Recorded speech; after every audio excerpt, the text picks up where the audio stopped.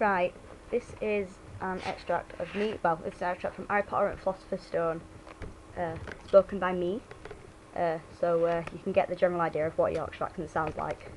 So, yeah, this is Boy Who Lived, chapter 1, and yes, I don't say the, we don't say the, whatsoever. Right, yeah, so, this is starting. Mr. and Mrs. Dursley of number 4 Privet Drive were proud to say that they were perfectly normal, thank you very much.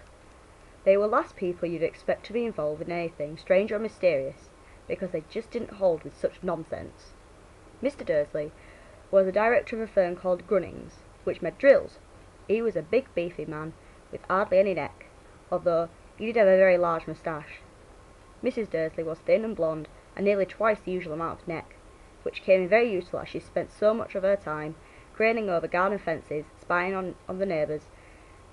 The Dursleys had a small son called Dudley, and in their opinion there was no finer boy anywhere.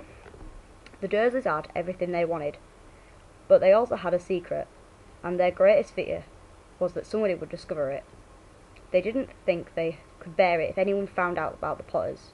Mrs. Potter was Mrs. Dursley's sister, but they hadn't met for several years. In fact, Mrs. Dursley was pretending she didn't have a sister, because her sister and her good-for-nothing husband were as un-Dursleyish as it was possible to be. The Dursleys shuddered to think what the neighbours would say if the Potters arrived in the street. The Dursleys knew that if the Potters had a small son too, but they never had seen him. This boy was another good reason for keeping the Potters away. They didn't want They didn't want Dudley mixing with a child like that.